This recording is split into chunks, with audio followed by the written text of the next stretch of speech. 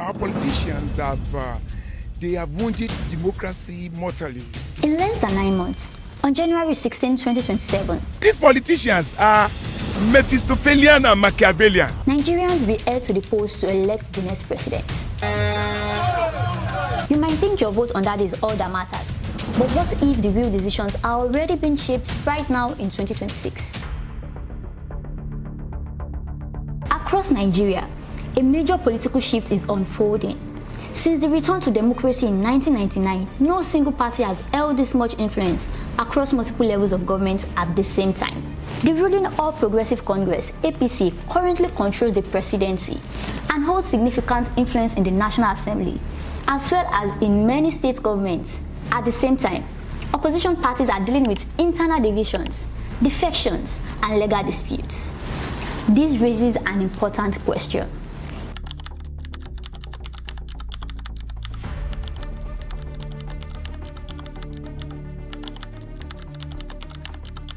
Like and subscribe to our YouTube channel.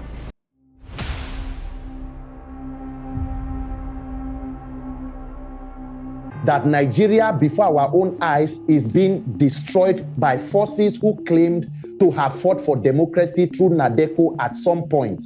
Now, let's examine how the 2026 electoral rules shape the outcome. To understand how political power is consolidated, you have to look at the rules governing elections. Electoral laws are often updated to improve transparency and efficiency. However, critics sometimes argue that certain provisions, such as the use of manual backup systems when technology fails, or stricter requirements for party membership and candidate eligibility, can be open to misuse if not carefully monitored. Supporters of these measures say they are necessary safeguards. Opponents argue they could create loopholes that undermine trust in the process. The truth likely lies in how these rules are implemented, not just how they are written. I think it's a good idea. I think this is the first of its kind, if I'm not mistaken. In Nigeria, state governors play a critical role in shaping political outcomes. They influence local structures, party strength, and voter mobilization. In recent years, there has been a noticeable trend of politicians switching parties, often moving toward the ruling party. This is not new in Nigerian politics, but the scale and timing have raised concerns among observers. For some politicians, these moves are strategic, aligned with access to federal support, political survival, or future ambitions. For others, it reflects a deeper issue, the weakening of ideological differences between parties. It affects us in many ways. One, it makes us not to have freedom of speech. Everyone is scared to talk. Nobody is willing to come out and say the truth. We said we're in democracy, but nobody's in democracy. The National Assembly remains one of the most important institutions in Nigeria's democracy. A strong majority in both the Senate and the House of Representatives gives any ruling party significant legislative influence. This includes the ability to pass laws, approve budgets, and potentially amend the constitution. Although, constitutional changes still require broader procedural steps, including approval from state assemblies. While majority control is not unusual in democracies, concerns arise when opposition voices become too weak to provide meaningful checks and balances. Nigeria's opposition parties have at different times formed coalitions to challenge the ruling party. Efforts to build alliances among major political figures show that there is still recognition of the need for a united front. However, internal disagreements, leadership struggles, and ongoing legal battles have made it difficult to sustain a cohesive opposition. This fragmentation can reduce competitiveness, not because opposition parties are banned, but because they struggle to present a unified alternative. I don't think we will ever have a one-party state.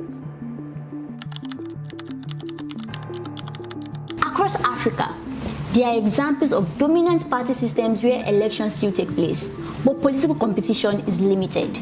Countries like Benin Republic, Uganda, and Cameroon illustrate different paths where ruling parties maintain long-term control through a mix of legal reforms, political influence, and institutional advantage. However, Nigeria's political environment is larger, more diverse, and historically more competitive. Outcomes are not always predictable. Nigerians do not want a coronation. No president who claims to be so popular and has performed so much should be afraid of a free and fair election. Nigeria still has an active constitution, multiple political parties, and a scheduled election. But democracy is not just holding elections. It is about ensuring that those elections are genuinely competitive. If one party becomes too dominant, the risk is not necessarily the end of elections, but the weakening of real choice. At the same time, Nigerian voters have historically shown the ability to reshape political outcomes, sometimes in unexpected ways. To conclude, so the real question is not whether the 2027 election is already decided. It is this: your vote still matters, but the conditions surrounding that vote matter just as much. What do you think? Is Nigeria becoming a dominant party system, or can the opposition reorganize and remain competitive in 2027? Thank you for watching, and don't forget, for more in-depth knowledge about what goes behind the headline, like and subscribe to our YouTube channel. Bye for now.